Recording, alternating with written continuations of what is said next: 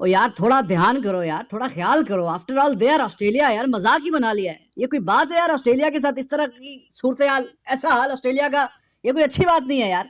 थोड़ा सा तो बंदे को ख्याल करना चाहिए। ये क्या मतलब 172, कोई भी आउट नहीं, लीड 225 के, और खिलाड़ी एक भी आउट नहीं है। तो भाईजान ये ऑस्ट्रेलिया है यार, उनके आप घर में खेलने गए हैं, कोई थोड़ा सा बंदा ख्याल करता है यार, थोड़ा सा एहसास करता है।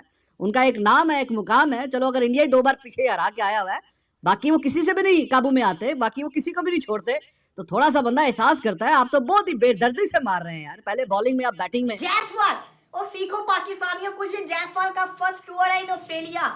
ऑस्ट्रेलिया के अंदर पहली दफा जायसवाल खेल रहा है और अपनी दूसरी इनिंग्स के अंदर वो 100 करने जा रहा है। और उसकी हिम्मत को मैं सलाम देता हूँ। क्या बहादुर इंसान है कि वो दुनिया के सबसे खतरनाक फास्ट बॉलर, जिससे पूरी दुनिया कामती है, जिसको फेस करने के चक्कर में आपकी टांगे कामती है, उस बॉलर को बोल रहा है वो कि you are bowling too slow. हिम्मत देखो आप उस लड़के की कि वो कल का बच्चा, 22 साल का बच्चा, इतने बड़े बॉलर को, जो कि टेस्ट क्रिकेट का सबसे खतरनाक बॉलर है, ऑस्ट्रेलिया में पकड़ा नहीं जाता, उस बॉलर को बोल रहा है और भाई बड़ी हल्की पेस से तू बॉलिंग कर रहा है। अमेजिंग सर, मैं तो हैरान हूँ, यकीन करें मैं हैरान हूँ इस चीज को लेकर के, और मेरे ख्याल में सभी इंडियन क्रिकेट फैंस हैरान होंगे। पहले दिन जो टीम 150 पे ऑस्ट्रेलिया में आके आउट हो गई है, दूसरे दिन के इख्तिताम पे स्टंप्स के ऊपर वो 217 रन की लीड लेकर खड़ी होगी और उसका एक भी खिलाड़ी आउट नहीं हुआ होगा। 10 की 10 विकेटें उसकी इंटैक्ट होंगी और उसकी ओपनिंग की जो जोड़ी है वो कमाल कर चुकी होगी। ये किसी ने एक्सपेक्ट नहीं किया। मैं तो खुश हो गया आज जायसवाल ने, मैं आपको बताऊं कि अपनी जिंदगी की बेस्ट इनिंग्स खेली है, क्योंकि ऑस्ट्रेलिया में आके आप पहली इनिंग्स अपनी खेल रहे हैं अपने कैरियर की, आप ऑस्ट्रेलिया में डेब्यू कर रहे हैं अपने कैरियर का और टेस्ट मैच खेल रहे हैं, और आपके पास 2 बड़े प्लेयर नहीं हैं। एक आपका कप्तान टीम में मौजूद नहीं है, एक जो है वो शुभमन गिल मौजूद नहीं है। आपके ऊपर जिम्मेदारी है। पिछली इनिंग्स में आप अंडे पे चले गए, इस इनिंग्स में अब आपको अपने बॉलर्स ने जो एक टेम्पो सेट किया उसको आगे बढ़ाना है। तो यहाँ पे आके आज जायसवाल ने बताया है कि सर उसके अंदर कुछ एक्स्ट्रा ऑर्डिनरी एबिलिटीज मौजूद है। ही कैन हिट, देखिए ही कैन हिट, ये तो हमें पता है, और he is a very good hitter of the ball, modern cricketer है, पॉजिटिव खेलता है, सब कुछ हमें पता है। तो अब क्या आपको लगा है, क्या पिच इजी हो गई है या ऑस्ट्रेलिया की बॉलिंग मीडियोकर हो गई? क्योंकि कमेंटेटर्स कह रहे थे इनकी बॉडी लैंग्वेज भी अच्छी नहीं लग रही। आपकी क्या टेक है? तो आज मैं एमएस से ही बात कर रहा था, तस्वीर दिखाई थी तो उसमें ग्रीन थी कल की पिच, आज येलो हो गई, ब्राउन हो गई, तो बहुत फर्क आ गया है। लेकिन जसप्रीत बुमराह जिधर lead from the front, outstanding bowler, इस वक्त तमाम फॉर्मेट में वर्ल्ड का मेरे ख्याल से बेस्ट बॉलर है, जो बॉलिंग की सीम पोजीशन, सीम एंड स्विंग के साथ पेस। देखिए जिस तरह की न्यूजीलैंड की सीरीज अभी पीछे इंडिया खेला है, भारत को बहुत सारे उनके ही एक्स क्रिकेटर्स राइट ऑफ कर चुके थे, plus Ricky Ponting, Border, Waugh, Gilchrist, इन सबके अगर आपने स्टेटमेंट्स देखी हो तो किसी ने 3-1, किसी ने 3-2, किसी ने 4-0 डेविड वार्नर ने बोला। तो भारत को सबने राइट ऑफ किया हुआ था कि ये भारत की साइड जो लो इन कॉन्फिडेंस है, ये वहां पे कुछ कर नहीं पाएगी। और इस दफा याद रहे कि ऑस्ट्रेलिया ने, क्योंकि पहले बुरी तरह हार चुके हैं ऑलरेडी, इस दफा जो इनको मैच के वेन्यूज भी दिए हैं वो पहले ही 3 मैच इस तरह के हैं जहां ऑस्ट्रेलिया हमेशा डोमिनेट करता है, और मेलबर्न जो भारत को सूट करता है वो चौथा मैच है। तो पूरी कोशिश की है ऑस्ट्रेलिया ने कि इस दफा जैसा भी हो सके इनको जीत के जाने नहीं देना, लेकिन भारत आया, भारत स्टूड टॉल। पहला ब्रेव डिसीजन जो उन्होंने किया है, मॉइस्चर था पिच के अंदर, पहले बैटिंग की।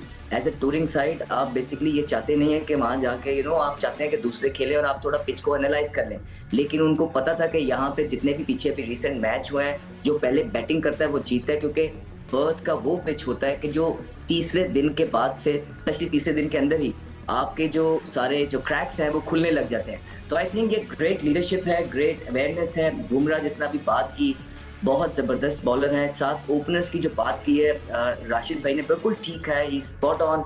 बहुत लेट खेल रहे हैं, बॉल को आने दे रहे हैं, लेकिन एक और चीज़ ऑस्ट्रेलिया के अंदर एज अ बैटर बहुत इंपॉर्टेंट हो जाती है कि जो फीट मूवमेंट्स हैं वो डिसाइसिव हैं। अक्सर होते हैं कि इंसान जो है ना 2-3 दफ़ा शफल करने लग जाता है, आपका पैर 3 दफ़ा टैप होने लग जाता है, वहाँ आप स्ट्रगल कर जाते हैं। लेकिन हमने इन दोनों ओपनर्स को देखा कि जो बॉल आगे है ये पूरा आगे गए हैं, जो पीछे आए इन बिटवीन नहीं रहे।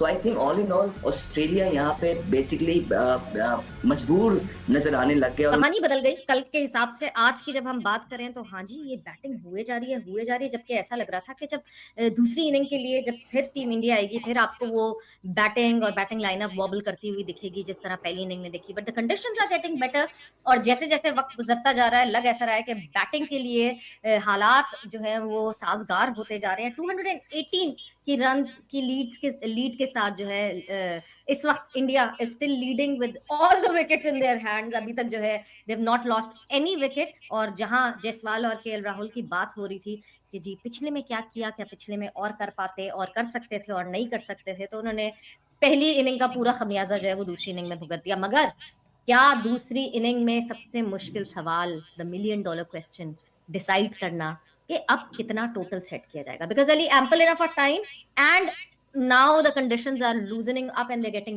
better for the batters. Absolutely, लेकिन सवेरा Australia versus Australia, no matter what the conditions are, बहुत बड़ा चैलेंज होता है। यशस्वी जायसवाल मुझे लगता है कि आज एक लेवल अप एलिवेट हो गया अपने टेस्ट करियर के अंदर।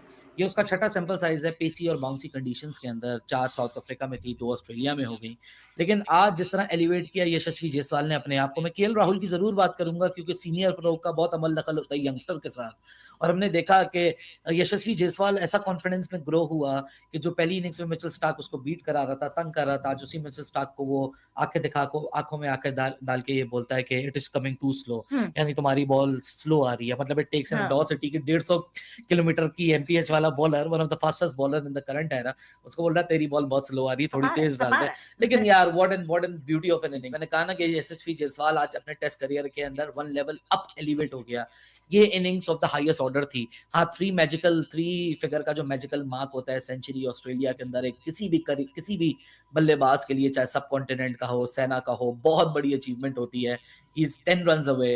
लेकिन जिस तरह प्रोग्रेस किया, इंटेंट मर्चेंट्स आज बहुत बोलेंगे कि इंटेंट नहीं थी, लेकिन यही तो इंटेंट थी। जब सुबह वापस जब टीम ऑस्ट्रेलिया उठ के आएगी तो थोड़ा सा सॉर्टेड आएगी, थोड़ा सा प्लान आउट करके आएगी, ऑब्वियसली इन प्रेशर होगी। This night would not have been easy for Australia because जितनी हाइप ऑलरेडी क्रिएटेड, ऑस्ट्रेलिया की तरफ से सबसे ज्यादा हाइप क्रिएट हुई थी बॉर्डर गवास्कर ट्रॉफी की, उसकी वजह से जब जिस तरह क्रम्बल की ऑस्ट्रेलियन बैटिंग कल, तो उनके लिए एक बहुत बड़ा टेस्ट था कि वापस आके अब करेंगे क्या। बट यस अगेन देन ज्यादा पुट अप नहीं कर सके बुमराह ने आके, फिर he opens the gate. Australia अपने आप को प्रिपेयर करके आया था कि हम इंडिया को जितना देर फील्ड में रखेंगे उतना ज्यादा इंडियन फ्रस्ट्रेटेड होंगे, और हम जब आएंगे तो वो थके हुए होंगे, हम उनके आके विकेट ले लेंगे। लेकिन ऑस्ट्रेलिया को ये नहीं पता था कि सुबह उन्होंने भी रोलर लिया